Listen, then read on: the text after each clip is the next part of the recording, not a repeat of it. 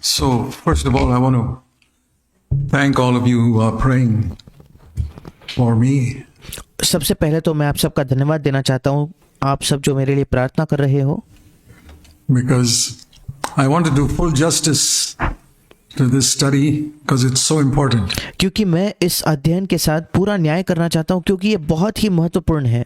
I believe it is the most important sermon Jesus ever preached. मैं विश्वास करता हूँ कि ये सबसे महत्वपूर्ण संदेश है जिसका प्रचार यीशु ने कभी किया होगा, And the very first sermon that's mentioned in the Gospels in the New Testament. और ये बिल्कुल पहला संदेश है यीशु का जिसका जिक्र सुसमाचारों में या नए नियम में किया गया है। So, just to revise briefly what we looked at last. और संक्षिप्त में ये हम देखना चाहते हैं कि पहले हमने आज के पहले के अध्ययनों में क्या देखा था। Blessed are the poor in spirit, those who count themselves insignificant. धन्य है वे जो मन के दीन है, या धन्य है वे जो अपने आप को तुच्छ समझते हैं या अपने आप को कुछ नहीं समझते, And as zeros. या वे लोग धन्य है जो अपने आप को शून्य समझते हैं। So I just want to, I mentioned something in connection with that, and that is और इसी के संदर्भ में मैंने कुछ साझा भी किया था और उससे जुड़ी कुछ बातें कही थी। this is the, when it says the kingdom of heaven, we saw the kingdom of heaven is righteousness, peace and joy in the Holy Spirit. और हमने देखा कि यहाँ जब स्वर्ग का राज्य इसका जिक्र किया गया है, तो हमने देखा कि स्वर्ग का राज्य का मतलब है धार्मिकता, शांति और आनंद जो पवित्र आत्मा में है। And this is, we can say, the master key. और हम कह सकते हैं कि ये एक मास्टर की है, एक ऐसी चाबी है जो सारे दरवाजे I think I खोलेगी। mentioned that last time. और मुझे लगता है पिछले बार मैंने इसका जिक्र भी किया It will था। open every door in the kingdom of heaven. और स्वर्ग के राज्य के हर एक दरवाजे को ये खोलेगा। To be really poor in spirit, to consider oneself as a zero. अगर हम वाकई मन में दीन हो, आत्मा में गरीब हो, अगर हम वाकई अपने आप को शून्य समझे तो। So I want to show you a few slides just to illustrate it. और मैं आपको कुछ चित्र दिखाना चाहता हूँ इस बात को समझाने के लिए। Here are a whole lot of zeros. और यहाँ बहुत सारे शून्य हैं आपके सामने। This is poverty in spirit. अब हम आत्मा में दीन होने की बात कर रहे हैं। Those who are, famous in something or the other. और आप देख सकते हो कि यहाँ कोई ऐसे लोग हैं जो किसी न किसी क्षेत्र में बड़े जाने माने हैं, लोकप्रिय हैं, Beautiful or clever or या ऐसे लोग हैं जो बड़े सुंदर है, बहुत चतुर है, famous or who excelled in sports or या जो लोकप्रिय है, या जिन्होंने खेल कूद की दुनिया में बहुत बड़ा नाम हासिल किया है, whatever you excel in, या कोई भी क्षेत्र जिसमें आप अच्छा कर रहे हो, studies or whatever it is. चाहे पढ़ाई लिखाई हो या कोई और क्षेत्र, Everybody's a zero. पर जैसे आप देखते हो हर कोई शून्य है। Excelled in preaching perhaps. Everybody's a zero. हो सकता है कि प्रचार करने में बड़े निपुण हो, बड़े गुणवंत हो, पर उसमें बहुत दान हो प्रचार करने का, पर वो भी शून्य है। And if we recognize that, that is what it means to be poor in spirit. और अगर हम इस बात को पहचान जाते हैं तो तब हम समझेंगे कि इसी का मतलब है आत्मा में दीन होना। And now see how the value changes. और अब देखो कैसे इसका मूल्य जो है जो बदल जाता है। The next slide you see आप अगला चित्र जो आप देख रहे हो, is if you put Jesus in front, Jesus is a one. और अगर आप यीशु को सबसे पहले रखो और यीशु एक है, And see what happens then.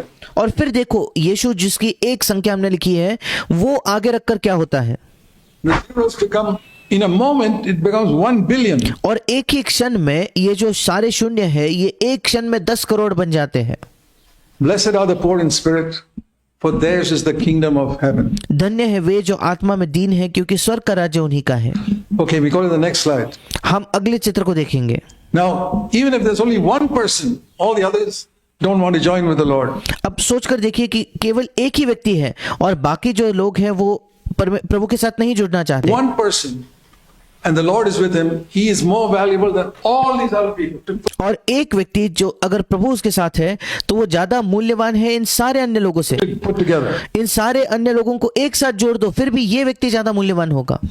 That's, we see what you see a church where one person is poor in spirit, he'll be the most valuable person. All the others have got knowledge and everything else, worthless. और यही हम देखते हैं, अगर आप एक ऐसी कलीसिया देखते हो जहां एक व्यक्ति है जो आत्मा में दीन है, मन में गरीब है, तो वो सबसे मूल्यवान व्यक्ति होगा। बाकी सब लोगों के पास शायद ज्ञान होगा, सब कुछ और चीजें हो सकती है, पर वो किसी काम की नहीं है।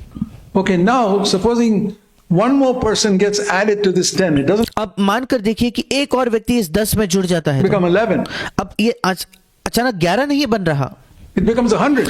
अब ये 100 बन चुका है।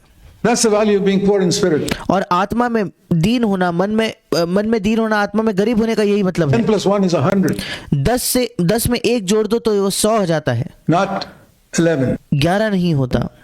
Okay, now see what happens if all of them join together. अब देखिए क्या होता है जब ये सब के सब एक साथ मिल जाते हैं तो, One becomes a billion. और एक जो है वो अचानक से 10 करोड़ बन चुका है। And this is how a church should be. और कलीसिया ऐसे ही होनी चाहिए। If every single person in this church is willing and continues to be a zero, अगर हर एक व्यक्ति जो इस कलीसिया में बैठा है वो ये इच्छा रखता है और शून्य होने की इच्छा भी रखता है और निरंतर शून्य बना भी रहता है, not only when he comes to the church meeting, केवल तब नहीं जब वो कलीसिया की सभा में आता है, but all his life, पर अपने जीवन भर, in his home, उसके घर में and everywhere, before God, और हर जगह, परमेश्वर के सामने हर जगह में, and that means he does not glory in his ability, और वो अपनी क्षमता में बढ़ाई नहीं करता, क्षमता में घमंड नहीं करता, in whatever ability he has, जो भी क्षमता उसके पास हो, his wealth or his education or his abilities or his job or anything. चाहे उसकी नौकरी हो या कुछ भी हो, उसकी संपत्ति हो, उसका पढ़ाई लिखाई हो, उसकी क्षमताएं हो या कोई भी चीज, He can be an effective member to build this church in the way it should be built. और वो एक प्रभावी अंग हो सकता है इस कलीसिया का निर्माण उस तरीके से करने के लिए जिस तरीके से उसका निर्माण किया जाना चाहिए। Thank you. धन्यवाद। They say that a picture is worth 1,000 words. और कहते हैं कि एक चित्र जो है वो 1000 शब्दों के बराबर है, And you probably got a little understanding of that right now. और शायद अभी इस समय आपको इसके बारे में थोड़ी और समझ मिली होगी। So, to be poor in spirit is, I mentioned this one thing that I want to repeat that. A branch is absolutely poor in spirit.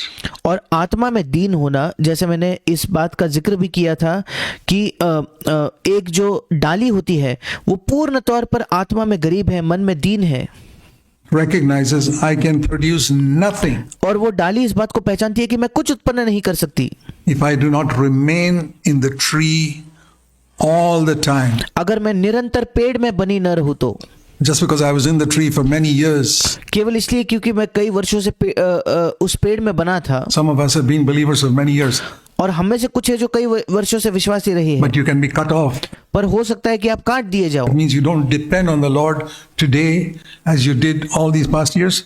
इसका मतलब आप प्रभु पर आज वैसा निर्भर नहीं होते जैसे आप बीते वर्षों में होते You थे, become fruitless again. तो तुरंत आप बिल्कुल फलहीन हो जाते हो, आप में कोई फल नहीं होता। So it's not that I produced fruit for so many years, I got so much Bible knowledge, I'll be spiritual all my life. Impossible. और ये बिल्कुल ये कहने के बराबर है कि नहीं, मैंने कई वर्षों तक फल उत्पन्न किया है, मुझे इतना बाइबल का ज्ञान है और मैं अपने जीवन भर में आत्मिक रहूंगा। असंभव है।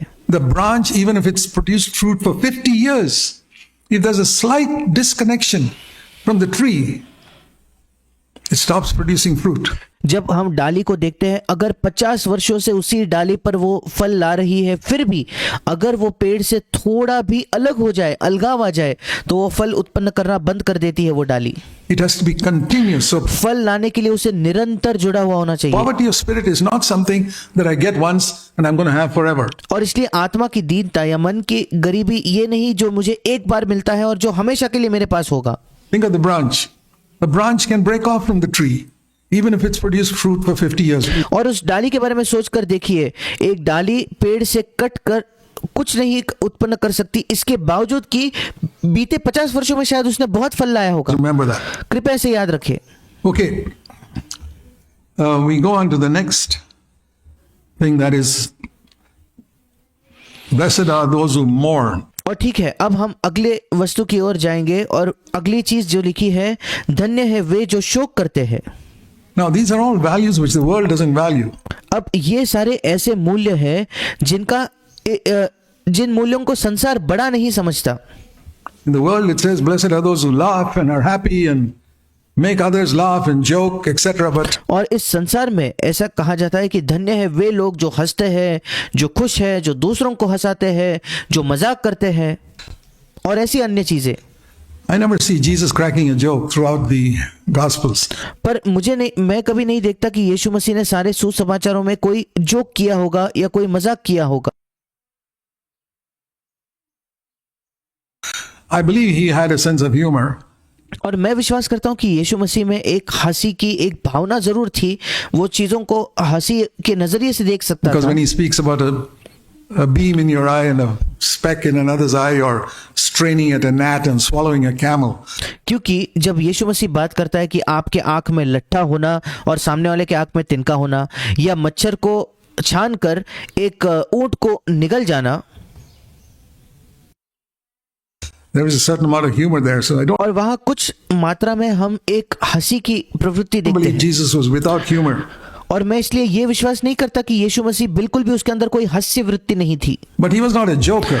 पर वो एक जोकर नहीं था। There's a lot of difference between being a joker and having a sense of humor. I believe एक हास्य वृत्ति होना, चीजों को मजाकिया दृष्टिकोण से देखना, और जोकर होना, इन दोनों में बड़ा अंतर है। we should all have a sense of humor, particularly if you're married. और मैं विश्वास करता हूँ कि हम सबके पास एक हास्य वृत्ति होनी चाहिए, विशेषकर अगर आप विवाहित हो तो। Your home life will be miserable if you don't have a sense of humor. आपका पारिवारिक जीवन बिल्कुल अभागा होगा अगर आपके पास एक हंसी मजाक करने का एक वो भाव नहीं है तो, या हास्य वृत्ति नहीं है तो। But if you don't be a joker, because then you'll ruin your home again. पर कृपया एक जोकर ना बन जाए। अगर आप जोकर बन जाओगे तो आप फिर एक बार अपने घर का नाश कर बैठोगे। So everything you can take to an excess. और हर चीज आप जैसे जानते हो कि उसको बहुत ज्यादा मात्रा में हम कर सकते हैं, चरम से बढ़कर हम चीजों को करने लगते हैं। So, but blessed are those who mourn. That's पर यहाँ लिखा है धन्य है वे जो शोक करते हैं। value which the world doesn't care for. ये एक ऐसा मूल्य है जिसका संसार कोई उसे परवाह नहीं करता, उसे इस मूल्य की। The world says, blessed are those who laugh. So what does it mean, mourn? And the word mourn is, first of all, I got to mourn for my sins. और संसार कहता है धन्य है वे जो हंसते हैं। और अब शोक करने का क्या मतलब है? और जब हम शोक करना इस शब्द का इस्तेमाल करते हैं, सबसे पहले मुझे अपने पापों के लिए शोक करना है। I believe there's a tremendous results can come if when we confess our sin and we mourn not artificially. It's not और मैं विश्वास करता हूँ कि बहुत ज्यादा परिणाम होंगे जब हम अपने पापों का अंगीकार करके हम शोक करेंगे। और ये नहीं कि कोई नकली तरीके से या कृत्रिम तरीके से, though I heard in the church I must mourn. So और ये नहीं कि मैंने कलीसिया में सुना इसलिए मुझे शोक करना I है start producing tears. और इसलिए मैं आंसू बहाने लगता No. हूँ। नहीं, If we are gripped by the tremendous evil that our sins have done, अगर हम इस बात से जकड़े हुए कि कितनी ज्यादा बुराई हमारे पापों के द्वारा हुई है, and how much our sins are an act of rebellion against God, और कितनी मात्रा में हमारे पाप जो है वो परमेश्वर के खिलाफ एक बलवा करने का एक मानो जरिया है या एक कार्य बन गए हैं उसके खिलाफ, and how pride is something God hates like anything. और कैसे घमंड एक ऐसी चीज है जो परमेश्वर बहुत ज्यादा जिससे नफरत करता है। And we see the pride in us, it will automatically make us weak. और ये सब देखने के बाद जब हम अपने अंदर के घमंड को देखेंगे तो अपने आप से वो हम शोक करने लगेंगे, विलाप करने लगेंगे। A weeping that you produce by yourself because you heard a message on it is worth zero. और एक ऐसा शोक या एक ऐसा रोना जो आप अपने आप से उत्पन्न करते हो क्योंकि आपने कोई संदेश सुना, वो किसी काम का नहीं, उसका मूल्य शून्य है। But a weeping that comes because you see Jesus. I know I have wept numerous times in my life and I still do. पर एक ऐसा रोना, एक ऐसा विलाप करना जो तब आता है जब आप यीशु को देखते हो। मैं जानता हूं कि मैंने कई बार अपने जीवन में विलाप किया है और आज भी मैं करता हूं। But it's always when I compare myself with Jesus. पर मैं वो विलाप केवल तभी करता हूं जब मैं अपनी तुलना यीशु से कर रहा हूं। And it's automatic. और ये अपने आप होने लगता है। It's not, I don't have to struggle to produce it. I see the holiness of Jesus and I see where I am. और ऐसा नहीं कि मुझे बड़ा संघर्ष करना पड़ता है कि कैसे मैं इस विलाप को अपने अंदर उत्पन्न करूं या इस शोक को अपने अंदर उत्पन्न करूं। जब मुझे वो संघर्ष नहीं करना पड़ता, जब मैं पवित्रता देखता हूं यीशु की और मैं देखता हूं कि उसके पवित्रता की तुलना में मैं कहां हूं। and I see the love of Jesus, and I see how little I have, और जब मैं यीशु के प्रेम को देखता हूँ और फिर मैं देखता हूँ कि कितना कम प्रेम मेरे पास है and how little I've responded to His love for me, that's और कैसे कितना कम मात्रा में मैंने उसके मेरे प्रति जो यीशु का प्रेम है कितनी कम मात्रा में उसके प्रति मैंने प्रतिक्रिया दी है, automatically makes me mourn. फिर ये अपने आप से मैं शोकित हो जाता हूँ, विलाप करने लगता हूँ। So if you want to mourn, if you want to be poor in spirit, look at Jesus. In और इसलिए अगर आप शोक करना चाहते हो, अगर आप आत्मा में दीन होना चाहते हो तो यीशु को fact, देखिए। all these qualities will come if you look at Jesus. और वाकई में तो ये सारे के सारे जो गुण है जो यहाँ वर्णन जिनका किया गया है ये सब तब आएंगे अगर आप यीशु को देखो तो। And you look at Jesus on the cross, and mourning will come automatically. When you और आप यीशु को उस क्रूस पर देखो और अपने आप से वो शोक करना अपने आपके अंदर आ see जाएगा। the terrible thing sin is, जब आप देखो कि पाप कितनी गंभीर कितनी बदतर बात even है a sinful thought, one angry word will make you mourn. और यहाँ तक कि एक पाप भरा विचार और एक गुस्से का शब्द भी उसके द्वारा आप शोक करने लगोगे। One sinful thought will make you mourn when you look at the cross and look at what Jesus, the price Jesus had to pay in order to deliver us from that. और एक पाप भरा विचार पर्याप्त होगा आपको शोकित करने के लिए और आप शोक करने लगोगे, विलाप करने लगोगे। और जब आप क्रूस को देखोगे और देखोगे कि क्या यीशु को देखोगे और जो कीमत यीशु को चुकानी पड़ी ताकि वो हमें उससे छुड़ा पाए, That is why we mourn. और इसी वजह से हम शोक करते हैं। Lord, that's how you were, and I'm not like that. और हम कहते हैं हे प्रभु देखो तू ऐसा था और मैं वैसा बिल्कुल नहीं हूं। So if I see that the areas where the more I look at Christ, the more I'll mourn that I'm not like Him and I'm supposed to be like Him and calling to be like Him.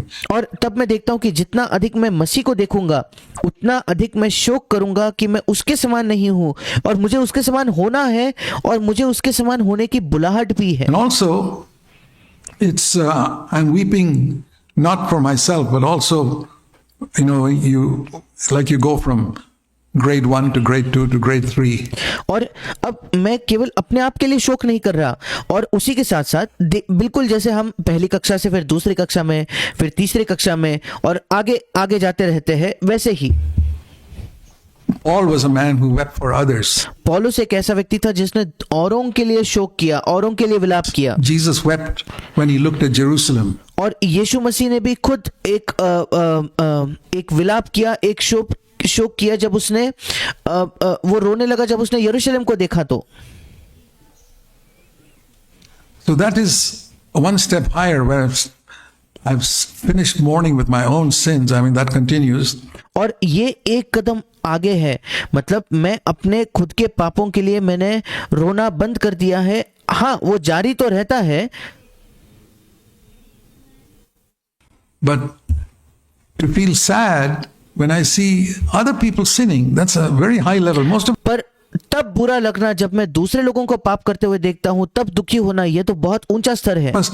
Don't ever think of mourning for when I see other people sinning. और हम में से अधिकतर लोग कभी उसके बारे में शोक करने के बारे में नहीं सोचते जब हम दूसरे लोगों को पाप करते हुए देखते हैं। But if the Lord is to lead you to be a spiritual leader, पर अगर प्रभु आपकी अगुवाई कर रहा है कि आप एक आत्मिक अगुवे बनो तो you'll have to come to the place where you, like Paul, and you not only mourn for your own sins, but you feel sad that somebody who is under your charge behaves like this.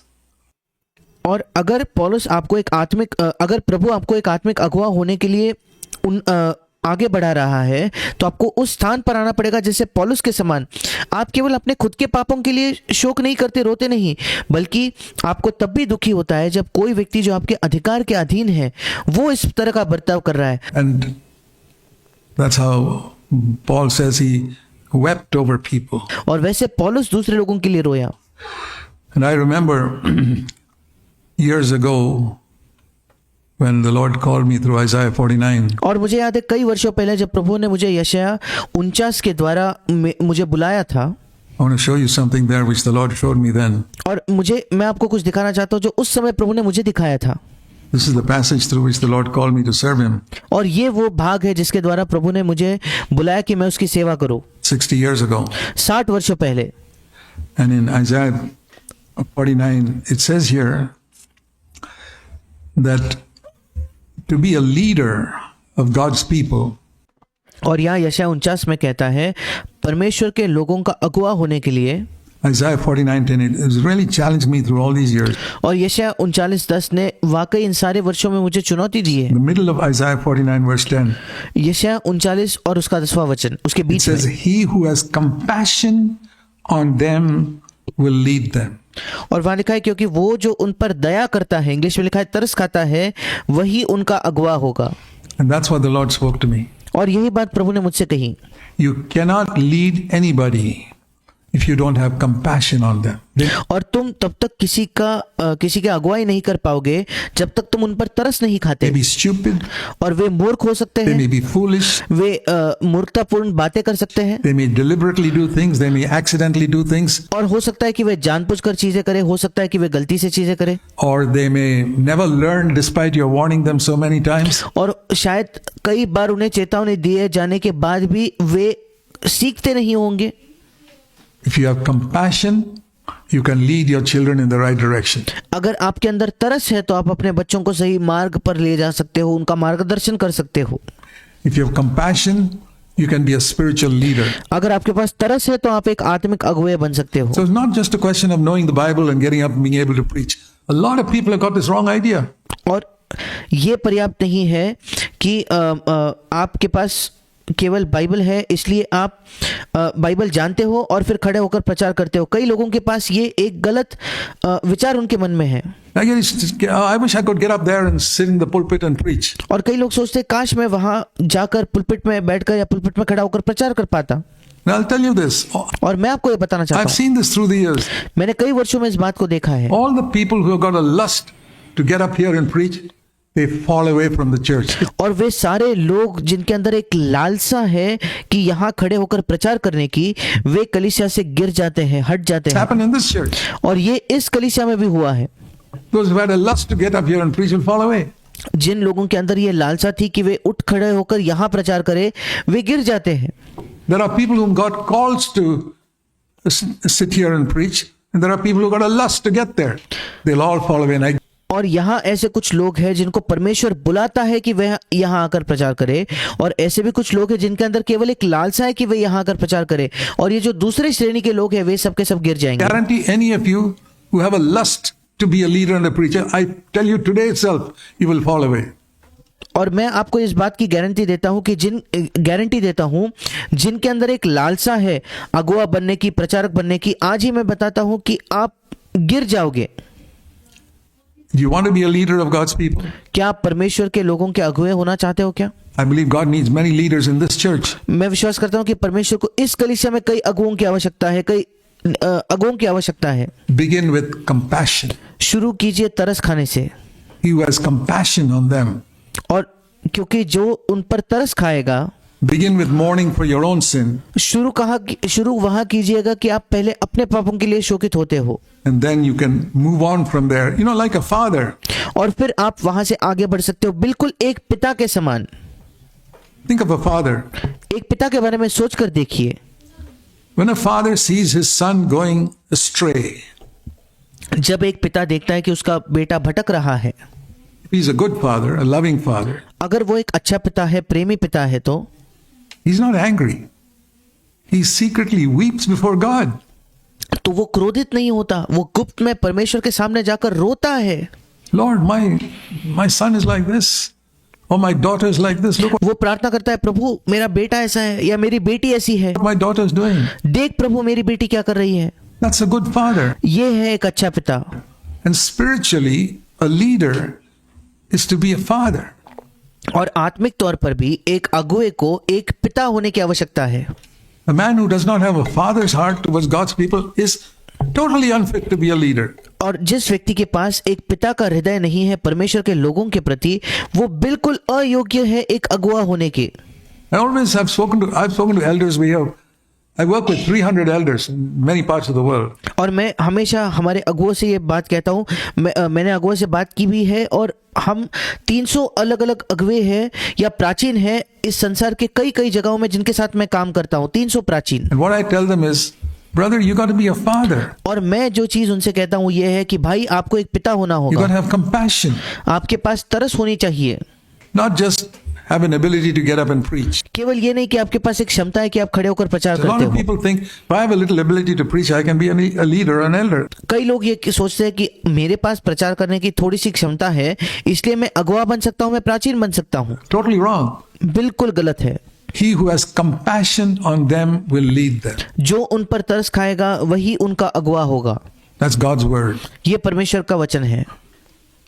See what Jesus said in, I don't have time to show you that. It's Luke 19. और मेरे पास समय नहीं आपको दिखाने के लिए, पर लूका 19 में आप देख सकते हो। Maybe you can look at it, Luke 19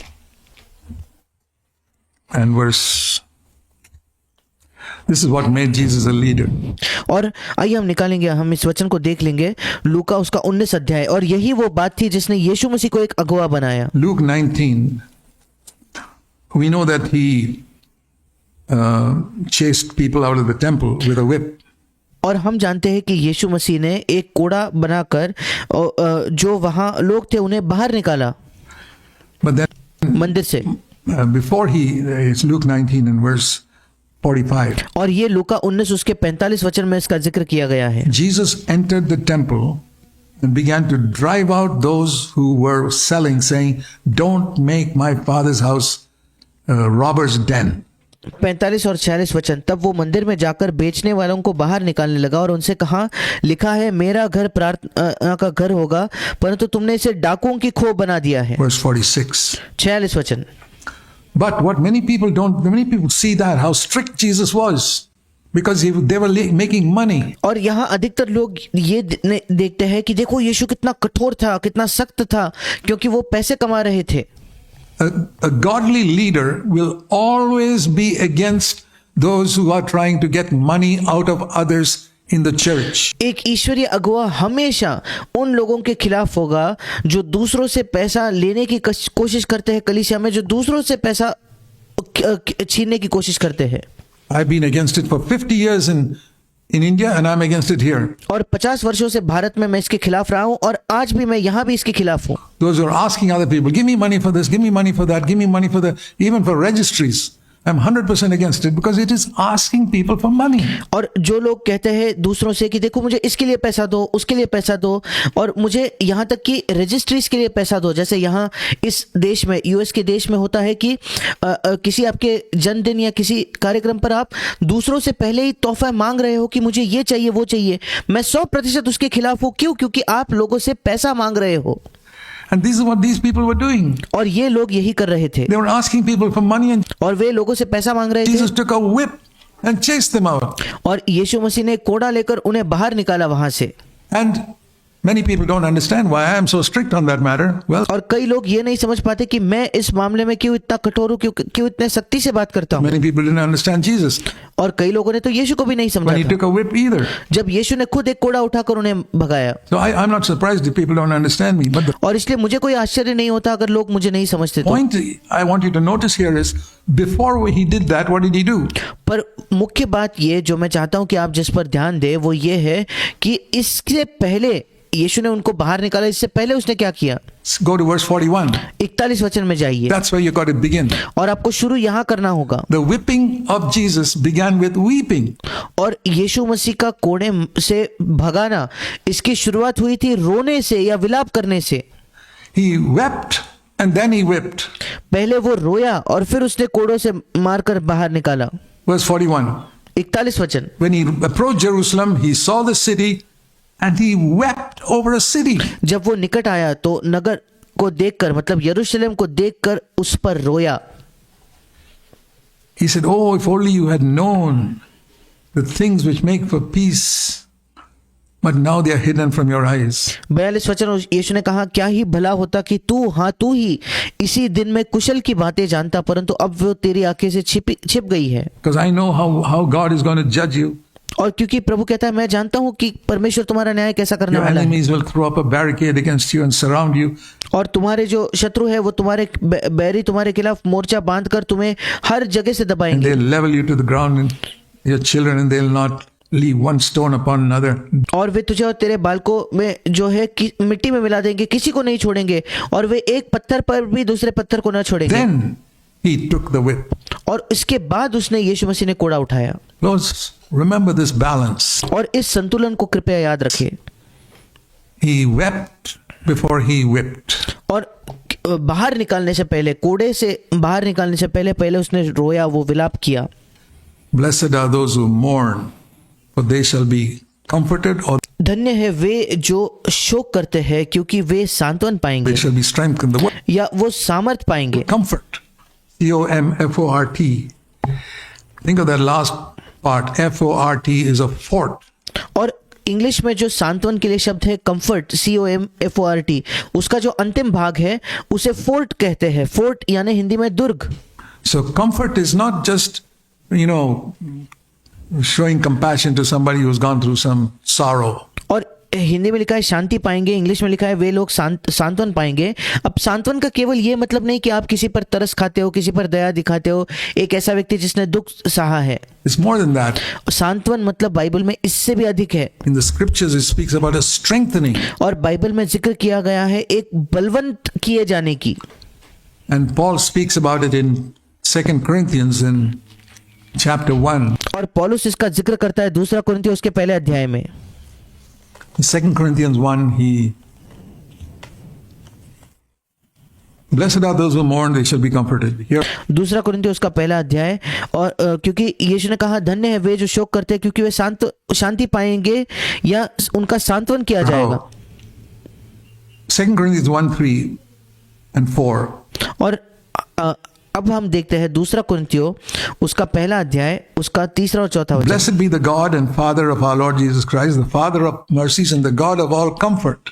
हमारे प्रभु यीशु मसीह के परमेश्वर और पिता का धन्यवाद हो, जो दया का पिता और सब प्रकार की शांति का परमेश्वर है। इंग्लिश में लिखा है सब प्रकार के सांत्वन का परमेश्वर है। Blessed are those who mourn, for they shall be comforted. धन्य है वे जो शोक करते हैं, क्योंकि वे सांत्वन किया जाएगा। हिंदी में लिखा है वे शांति पाएंगे, इंग्लिश में लिखा है कि उनका सांत्वन किया Here it जाएगा। is. यहाँ फिर एक बार वही हम पढ़ रहे हैं, The God of all comfort, and instead of comfort there, you read strengthens. और फिर जो दया का पिता और सब प्रकार की शांति का परमेश्वर या सब प्रकार के सांत्वन का परमेश्वर। अब सांत्वन या शांति शब्द के बजाय हम ये पढ़ेंगे कि सामर्थ का परमेश्वर, The God who strengthens me. वो परमेश्वर जो मुझे सामर्थ प्रदान करता Think है। of FORT, comfort. It's like a fort around me. और इंग्लिश में जो कंफर्ट शब्द है उसके अंत में जो फोर्ट या दुर्ग आता है, उसके बारे में सोचिए। मेरे इर्द गिर्द एक दुर्ग है मानो, Who strengthens me in my affliction. जो मेरे पीड़ा में मुझे सामर्थ देता है। Why? क्यों? Or comforts me in my affliction, या हम ऐसे कह सकते हैं कि मेरे पीड़ा में मुझे सांत्वन वो देता है, so that I can comfort others who are in affliction ताकि मैं दूसरों का सांत्वन कर सकूं जो खुद पीड़ा सह रहे हैं, with the same strength and comfort with which I am strengthened and comforted by God. उसी सामर्थ से, उसी सांत्वन से जिसके द्वारा मुझे सामर्थ मिली है प्रभु से और मुझे प्रभु से सांत्वन मिला है। So the Christian life is one. Let me put it in a nutshell. और सारांश में अगर मैं कहूँ तो मसीही जीवन एक ऐसा जीवन है One that delivers us from the selfish, self-centered life of Adam. और जो हमें इस स्वार्थी स्वयं केंद्रित आदम के जीवन से छुड़ाता है, To a life where we think of glorifying God and blessing other people. एक ऐसे जीवन में ले जाता है जहां हम परमेश्वर की महिमा करते हुए दूसरे लोगों को के लिए आशीष बनते हैं। So if I'm thinking of being comforted only myself, you haven't understood Christianity. और इसलिए अगर मैं केवल ये सोच रहा हूं कि मैं खुद सांत्वन पाऊं, तो फिर आपने वाकई में मसीहत को नहीं समझा है। He comforts me. Why does God comfort me in verse 4? और वो मुझे सांत्वन देता है। क्यों? 4 वचन में परमेश्वर मुझे सांत्वन देता है। Blessed are those who mourn, they shall be comforted. धन्य है वे जो शोक करते हैं, क्योंकि वे सांत्वन पाएंगे। But it doesn't stop there. वहां ये रुक नहीं जाता। He comforts us so that we can comfort other people when we see they are being afflicted. और 4 वचन यहाँ लिखता है कि वो हमारे सब क्लेशों में हमें शांति देता है, ताकि हम उस शांति के कारण या उस सांत्वन के कारण जो परमेश्वर हमें देता है, उन्हें भी सांत्वन दे सके जो किसी प्रकार के क्लेश में हो। So many of us, when we are going through a trial, we say, "Oh God, please help me, strengthen me." और हम में से अधिक जो किसी समस्या से होकर गुजरते हैं, तो हम कहते हैं, हे प्रभु मुझे सामर्थ दे, मेरी सहायता कर। and God strengthens you and answers your prayer. You और परमेश्वर आपको सामर्थ भी देता है, आपके प्रश्नों का उत्तर भी देता know है। why? क्या आप जानते हो So क्यों? that you can look around and say, whom can I now pass on this strength to? ताकि आप अपने इर्द गिर्द मुड़कर ये कह सको कि अब मैं इस सामर्थ को, इस सांत्वन को किस और को दूं। It's something like God gives you an abundance and then say, whom can I share this with? ये बिल्कुल ऐसा है कि परमेश्वर आपको कोई चीज बहुतायत से देता है और आप सोचने लगते हो अब मैं किसके साथ इसको साझा करूं। So God has given me an abundance of comfort.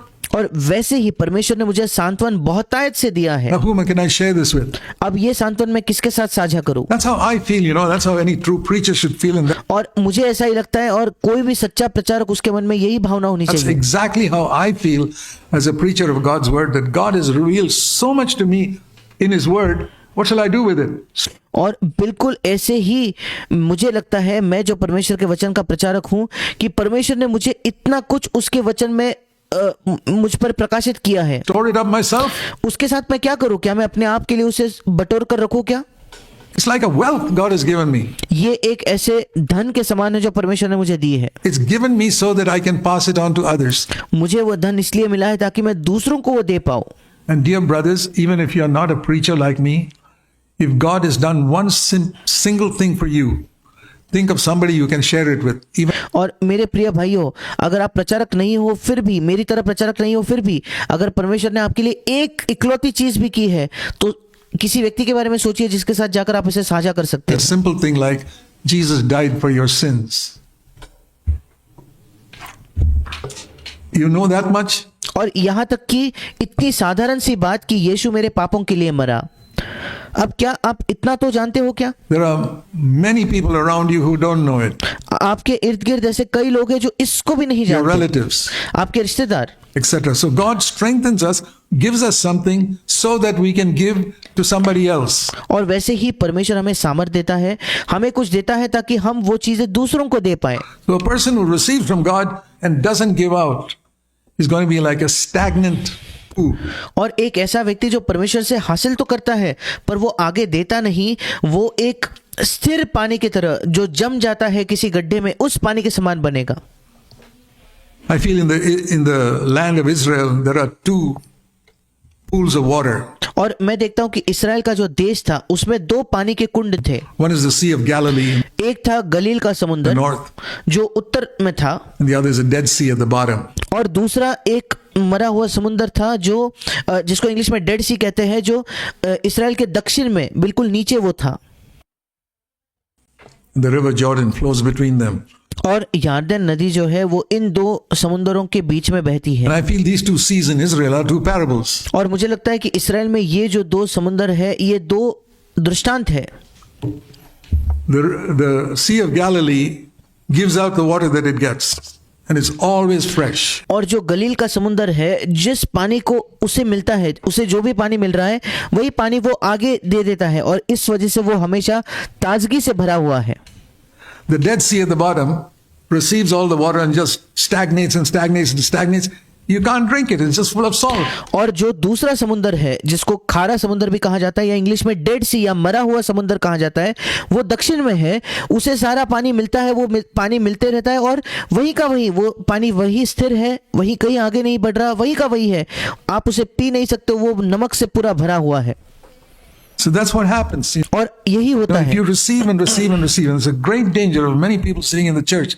We receive and receive and receive Sunday after Sunday after Sunday so much, and you never give it out to anybody, whatever you receive from the Lord. और अगर क्या आप जानते हो, अगर आप प्राप्त करोगे प्राप्त करते रहोगे, और एक बड़ा खतरा है कई लोगों का जो कलीसिया में है, क्योंकि हमें इतना कुछ मिलता है मिलते ही रहता है, रविवार प्रति रविवार बहुत कुछ, और आप कभी किसी और को वो देते नहीं जो भी आपने प्रभु से स्वीकार किया है उसे। You don't even drop a line to somebody you know. You don't even make a phone call to somebody you know to share something of what you heard. आप किसी को एक पंक्ति लिखकर नहीं भेजते जो आप जानते हो, आप किसी को फोन करके नहीं बताते जो आपने सीखा है उसमें से कुछ साझा करने के लिए। You will stagnate like the Dead Sea. उस खारे समुद्र या मरे हुए समुद्र के समान आप बिल्कुल वही स्थिर रहोगे, आगे नहीं बढ़ पाओगे। Sea of Galilee and the Dead Sea be perpetual reminders to you of receiving and not giving out. or receiving and giving out. और आप उस गलील का समुंदर और उस मरे हुए समुंदर आपके लिए हमेशा के एक याद करने वाली चीजें रहे, जो आपको ये याद दिलाए कि आप या तो प्राप्त करके कभी नहीं दोगे या प्राप्त करके आगे देते रहोगे। So blessed are those who mourn, they shall be comforted, they shall be strengthened. और इसलिए धन्य है वे जो शोक करते हैं, क्योंकि वे सांत्वन पाएंगे, वे बलवंत किए जाएंगे। They shall be strengthened in order that they might strengthen other people. और वे इसलिए बलवंत किए जाएंगे ताकि वे दूसरे लोगों को बलवंत कर पाए। So one more verse in 2 Corinthians in chapter 12. एक और वचन है दूसरा कुरिन्थियों उसके 12वें अध्याय में। I told you that Paul was a person who was a real father. और मैंने आपको पहले ही बताया कि पौलुस एक ऐसा व्यक्ति था जो सच्चा एक पिता था। And I mentioned just now how a father will mourn if he sees that his children are not doing well in their school. और मैंने अभी अभी कहा कि एक पिता जो है वो हमेशा शोक करेगा अगर उसके बच्चे स्कूल में अच्छे से नहीं पढ़ रहे तो, Or always fighting with their siblings. या हमेशा अपने भाई बहनों से झगड़ा कर रहे हैं तो। So Paul was like that. और पौलुस ऐसा था। He says here he was a real spiritual father. और वो वाकई में एक आत्मिक पिता था। And the Corinthians were a church where there was a lot of problems. और कुरिन्थियों की कलीसिया एक ऐसी कलीसिया थी जहाँ कई सारे समस्याएं थे। Very selfish people who were just thinking of themselves. And Paul, as a spiritual father, he looks at them and says in 2 Corinthians 12 verse 20.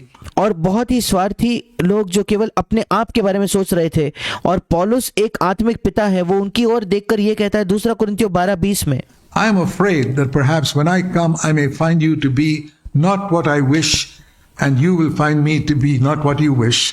क्योंकि मुझे डर है कहीं ऐसा ना हो कि मैं आकर जैसा चाहता हूँ वैसा तुम्हें ना पाऊँ और मुझे भी जैसा तुम नहीं चाहते वैसा ही He's पाऊँ। got a sense of humor. और यहाँ फिर एक बार एक हास्य वृत्ति पौलुस की हम देखते हैं। And because I'll find there strife, jealousy, angry tempers, disputes, slanders, gossip, arrogance and disturbance among you. क्योंकि वो आगे जाकर लिखता है कि मुझे तुम में झगड़ा, डाह, क्रोध, विरोध, ईर्ष्या, चुगली, अभिमान और बखेड़े तुम्हारे बीच में मिले। Then I'm afraid that when I come there, first of all, God will humble me. और तब जब मैं तुम्हारे पास आऊंगा, अगर ऐसा है तो सबसे पहले मेरा परमेश्वर मुझे नम्र करेगा। हिंदी में लिखा है मुझ पर दबाव डाली, इंग्लिश में लिखा है कि वो मुझे नम्र करेगा। He'll humble me. That's how you feel humbled when your children are not growing up properly. और वैसे ही आप नम्र किए जाते हो जब आपके बच्चे सही से उन्नति नहीं करते Don't you तो। feel humbled when you see your children wayward?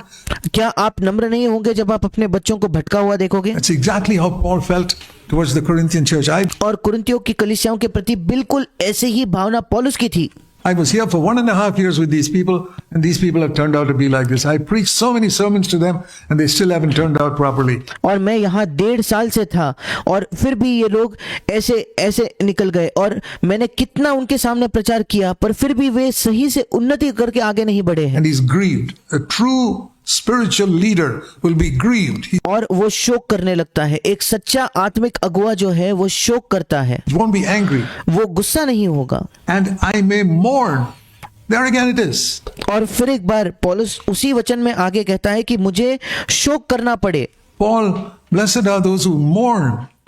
I may mourn over those who have sinned and not repented of their impurity, immorality and sensuality which they have practiced. धन्य है वे जो शोक करते हैं। फिर एक बार पौलुस वही कहता है कि मुझे बहुतों के लिए फिर शोक करना पड़े जिन्होंने पहले पाप किया था और गंदे काम और व्यभिचार और लुचपन से जो उन्होंने किया मन नहीं फिराया।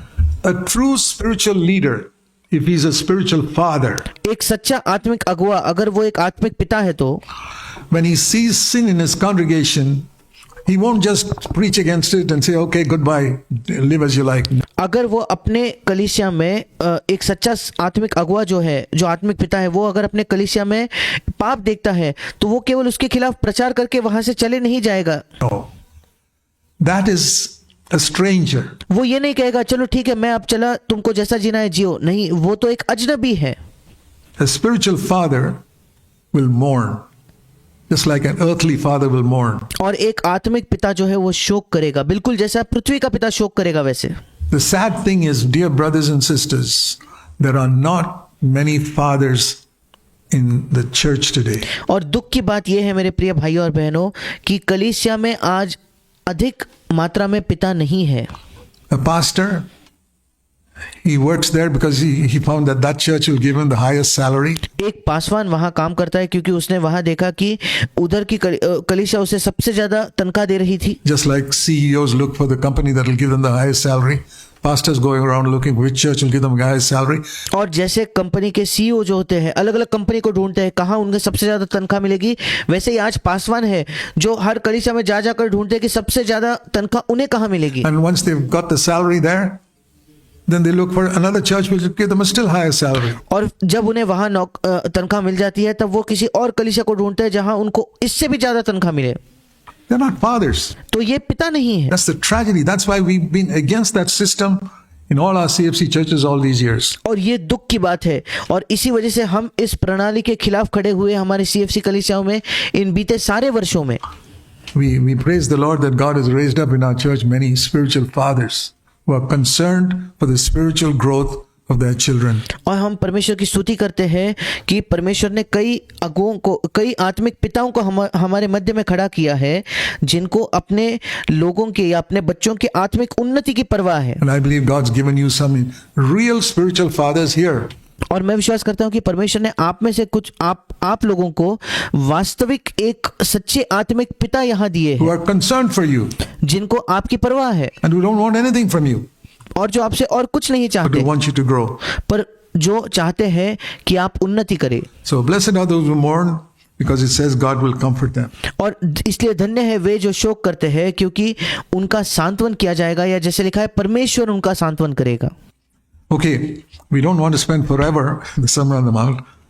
अब हम नहीं चाहते कि हमेशा हम पहाड़ी उपदेश में ही अपना समय बिताएं, So we want to move on to the next thing in Matthew chapter 5. और इसलिए मत्ती रचित सुसमाचार इसके 5वें अध्याय के अगले चीज की ओर या अगले वचन की ओर हम मुड़ने वाले हैं। We go on to the third right attitude, और हम अब तीसरा जो सही रवैया है उसकी ओर मुड़ेंगे, which is in verse 4. Blessed are the gentle or the meek, for they shall inherit the earth. और वो 5वें वचन में है, वहां लिखा है धन्य है वे जो नम्र है या कोमल है क्योंकि वे पृथ्वी के अधिकारी होंगे। So I already spoke a little bit about it, that it's not just humility, it's more than that. और मैंने पहले ही इसके बारे में कुछ बात तो की है कि ये केवल नम्रता नहीं है, यहाँ जो लिखा है ये नम्रता से बढ़कर है। It's a humble attitude towards people. और ये लोगों के प्रति एक नम्र रवैया है, It's a merciful attitude towards people. या ये लोगों के प्रति एक दयावंत रवैया है। I will come to that in a moment. और कुछ ही क्षण में हम इसको भी और देखेंगे। Let me read that again, what I said to you, and repeat it so that you get it clearly. और जो मैंने एक बार कहा था उसे मैं फिर एक बार पढ़ना चाहता हूँ, उसे दोहराना चाहता हूँ ताकि आप इसको स्पष्टता से समझ पाओ।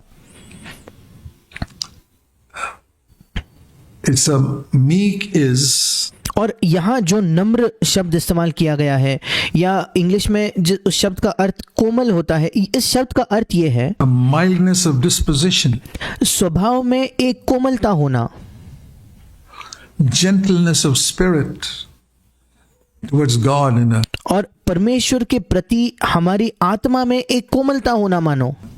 one in which we accept God's dealings with us, whether एक ऐसा रवैया जहां परमेश्वर जो भी हमारे साथ करता है, परमेश्वर हमारे जीवन में जो भी कुछ आने देता है उसको हम स्वीकार करते हैं, they are good, चाहे वो चीजें अच्छी हैं we think they are good, everything is good for us, और हम उसे अच्छा समझे या ना समझे, क्योंकि वास्तविकता में तो हर चीज हमारे लिए अच्छी है। and without disputing, without resisting, और जो कुछ प्रभु हमारे जीवन में आने देता है हम उसके खिलाफ कोई भी विरोध न करते हुए या उससे कोई भी बहस न करते हुए।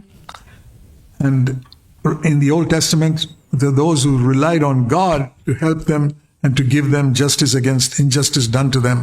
अब पुराने नियम में हम देखते हैं कि ऐसे लोग थे जो परमेश्वर पर निर्भर होते थे कि परमेश्वर उनकी सहायता करेगा और जो भी उनके खिलाफ अन्याय हो रहा है उसके खिलाफ न्याय परमेश्वर उन्हें दिलाएगा।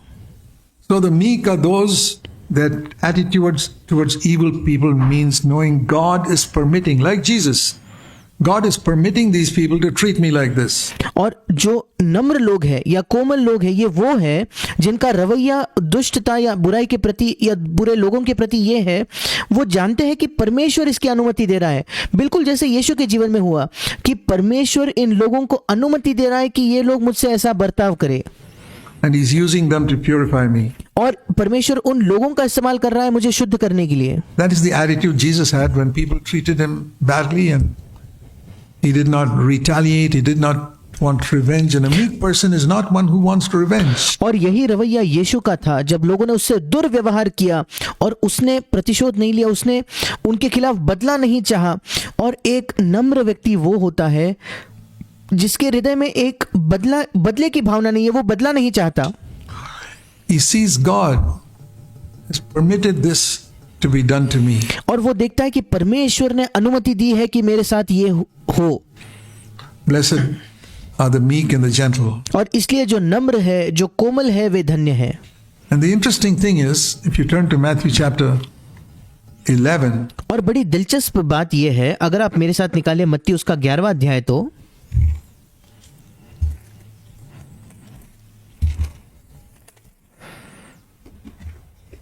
Jesus said, "Learn from me." Verse 29, "For I am meek or gentle and humble in heart." और 29 वचन में यीशु कहता है, मुझसे सीखो क्योंकि मैं नम्र और मन में दीन हूं या कोमल हूं। So in everything, if you want to understand these qualities, all of these qualities are found in Christ. और इसलिए हर चीज में अगर आप इन गुणों को समझना चाहते हो तो ये सारे के सारे गुण जो यहाँ लिखे हैं वो मसीह में पाए जाते हैं। I showed you about mourning. मैंने आपको शोक करने के विषय में दिखाया। Jesus mourned.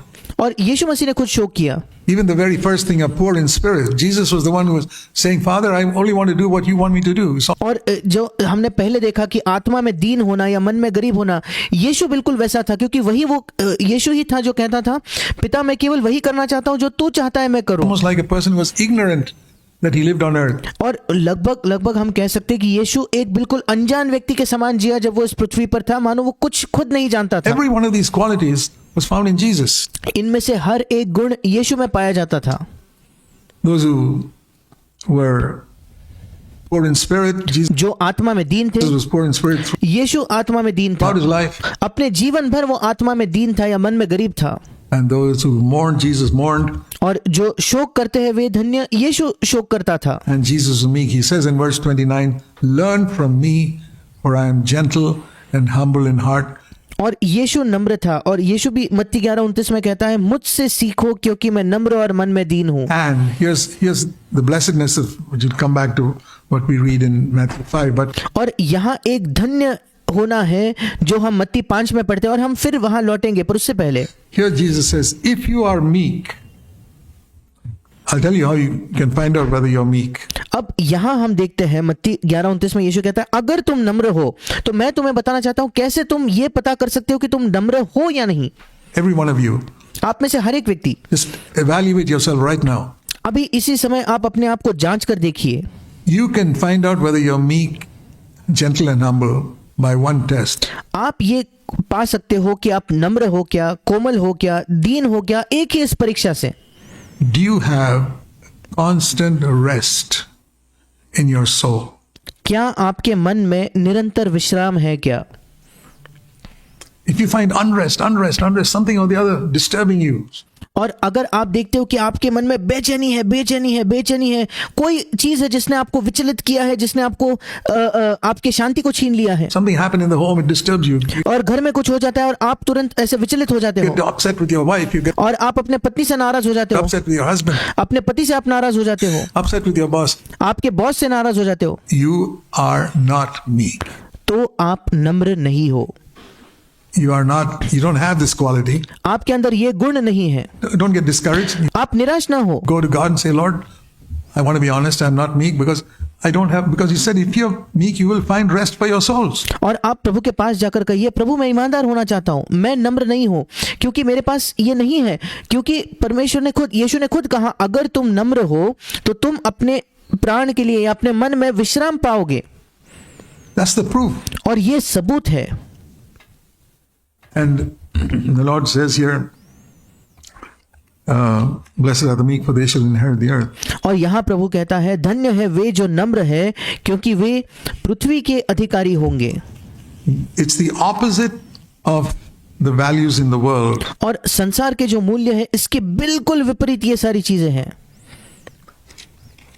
all of God's values, everything mentioned in this Matthew chapter 5 is और the opposite of what worldly people have. So और हर चीज इस संसार के मूल्य के बिल्कुल विपरीत है। परमेश्वर के जितने भी मूल्य है जो मत्ती उसके 5वें अध्याय में लिखे हैं, वो इस संसार के लोगों के जो मूल्य है उसके बिल्कुल विपरीत है। let's come back to Matthew chapter 5 and verse 5. आइए हम फिर लौट आएंगे मत्ती 5 उसके 5वें वचन में। Blessed are the meek or the gentle, they shall inherit the earth. धन्य है वे जो नम्र है या जो कोमल है, क्योंकि वे पृथ्वी के अधिकारी होंगे। Now the reason he puts it is like that is because everybody on this earth, a worldly person, is always trying to inherit more and more of this world. और हर क्यों यीशु इस बात को इस तरीके से कहता है? क्योंकि इस संसार में, इस पृथ्वी पर हर एक व्यक्ति, एक सांसारिक व्यक्ति हमेशा ज्यादा और ज्यादा हासिल करना चाहता है इस संसार में। Money चाहे पैसा हो or property या जायदाद हो or position on this earth, या इस पृथ्वी पर उसका पद हो, to become a big shot here or a big shot there, to get यहाँ एक बड़ा व्यक्ति बन जाऊं, वहां एक बड़ा व्यक्ति मैं बन जाऊं, a higher job, मुझे एक बेहतर नौकरी मिले, to inherit something on this earth, कोई ना कोई चीज जो इस पृथ्वी पर मुझे मिले, money or property or position or something, पैसा हो, जायदाद हो या पद हो या कोई भी चीज हो, and they are fighting for it. और ये लोग उसी के लिए लड़ रहे हैं। And the Lord says, that's not the way for you. और प्रभु कहता है ये तुम्हारे लिए मार्ग नहीं है। Humble yourself, अपने आप को नम्र कीजिए, submit, and I will give you the whole earth. अपने आप को मेरे अधीन कीजिए तो मैं पूरी पृथ्वी तुम्हें दूंगा। I'll give you whatever you need on this earth. तुम्हें इस पृथ्वी पर जिस किस चीज की जरूरत है मैं तुम्हें दूंगा। And I believe, my dear brothers and sisters, let me say this in conclusion, और मैं इस बात पर विश्वास करता हूँ मेरे प्रिय और भाई और बहनों, मैं इसे अंत में कहना चाहता हूँ, that when you come to the end of your life, जब आप अपने जीवन के अंत में आओगे, and if people could look at every detail of your life which is hidden from them, और अगर लोग आपके जीवन के हर एक छोटी छोटी बात को देख सके, उस बात को भी जो उनसे छुपा हुआ है, they could evaluate your life. अगर वे आपके जीवन को जांच सके तो They should see in your life how God prospered you, तो वे लोग आपके जीवन में इस बात को देख पाए कैसे परमेश्वर ने आपको संपन्न किया है। I mean spiritually prospered you, और मेरा मतलब है आत्मिक तौर पर कैसे आपको संपन्न किया, आपकी उन्नति करवाई है, even though you never sought for anything on this earth. और इसके बावजूद कि आपने कभी इस पृथ्वी पर किसी बात की खोज नहीं की। You should be a living demonstration of the truth of this word. और आप इस वचन के जीवते प्रदर्शन होने चाहिए, इस वचन के सत्य के। Those who are meek and submit जो नम्र है, जो अधीन होते हैं, inherit everything on this earth. उस पृथ्वी पर हर एक चीज के अधिकारी वे होंगे। I can certainly say that my wife and I have experienced a tremendous amount of good from God in not fighting for our rights, but giving up our rights in different situations. मैं निश्चित तौर पर यह कह सकता हूं कि मेरी पत्नी और मैंने बहुत ज्यादा अनुभव किया है, परमेश्वर से बड़ी मात्रा में अच्छाई हमने पाई है जब हमने अपने हक, अपने अधिकारों के लिए लड़ाई नहीं की, बल्कि हमने अपने हक त्याग दिए, अलग अलग परिस्थितियों में अपने हक, अपने अधिकारों को हमने त्याग दिया। And I don't think everybody knows all about it, but it has been like that in our life. We have found that God has provided everything we needed for ourselves and our family and our children by refusing to fight for our rights. और मुझे नहीं लगता कि हर कोई यहाँ वो सब जानता है, पर हमारे जीवन में ऐसा ही रहा है। हमने अपने जीवन में पाया है कि परमेश्वर ने हमारे जीवन में हर चीज हमें प्रावधान किया है, हमें दिया है, जो भी हमें अपने आप के लिए आवश्यकता थी, अपने परिवार के लिए, हमारे बच्चों के लिए, जबकि हमने अपने हक के लिए, अपने अधिकार के लिए लड़ाई करने से मना कर दिया। By yielding and saying, Lord, you take away something, we will not complain. और उससे राजी होकर ये कहते हुए कि प्रभु तू अगर हमसे कुछ ले लेगा तो हम शिकायत नहीं करेंगे, And we will not fight with somebody who comes to fight with और अगर कोई हमसे लड़ने के लिए आता है तो हम उससे नहीं लड़ेंगे। us. If he wants to take it away, take it away. अगर वो उस चीज को हमसे छीन कर ले जाना चाहता है तो छीन कर ले जाए। And you should have a testimony like that so that one day when you come to the end of your life, और आपकी भी ऐसी गवाही होनी चाहिए ताकि जब आप एक दिन अपने जीवन के अंत में आओ तो it should be proved in your life that you didn't grab. आपके जीवन में ये साबित होना चाहिए कि आपने कुछ भी छीना नहीं या उसको जकड़ा नहीं। A meek person doesn't grab. एक नम्र व्यक्ति कोई चीज छीनता नहीं है। he inherits it from God. वो परमेश्वर से उसे प्राप्त करता है, विरासत में मानो पाता है। His palm is open and God puts it into his palm. उसका हाथ ऐसा खुला हुआ है और परमेश्वर उसके हाथ में चीजों को रख देता है। The world is full of people who are grabbing. और संसार लोगों से भरा पड़ा है जो छीन रहे हैं, झपट कर ले रहे हैं। Those are not the meek. ये नम्र लोग नहीं हैं। And I'm sorry to say many Christians are like that. और मैं बड़े दुख से कहना चाहता हूँ कई मसीही लोग ऐसे हैं। They're grabbing for this, grabbing for that. Ask yourself. वे इसको छीनते हैं, उसको छीनते हैं, ये छीन रहे हैं। आप अपने आप से पूछिए। You only know whether in secret you have a desire to grab. केवल आप ही जानते हो गुप्त में कि आपके अंदर एक छीनने की चाहत है I क्या। want to get that. I want to get that. मुझे ये चाहिए, मैं वो हासिल करना चाहता हूँ। I'll tell you, you want to inherit something? मैं आपको कहना चाहता हूँ, क्या आप कुछ विरासत में प्राप्त करना चाहते हो क्या? Be meek. That's नम्र रहे। what the Lord taught us. प्रभु ने हमें यही सिखाया है। Let's pray. आइए हम प्रार्थना करेंगे। Heavenly Father, स्वर्गीय पिता, please help us to not just understand these things, कृपया हमारी सहायता कर कि हम केवल इन चीजों को न केवल समझे नहीं, but to experience them in our life. पर हमारे जीवन में हम इसका अनुभव भी करें। Pray in Jesus' name. यीशु के नाम से हम मांगते हैं, Amen. आमीन।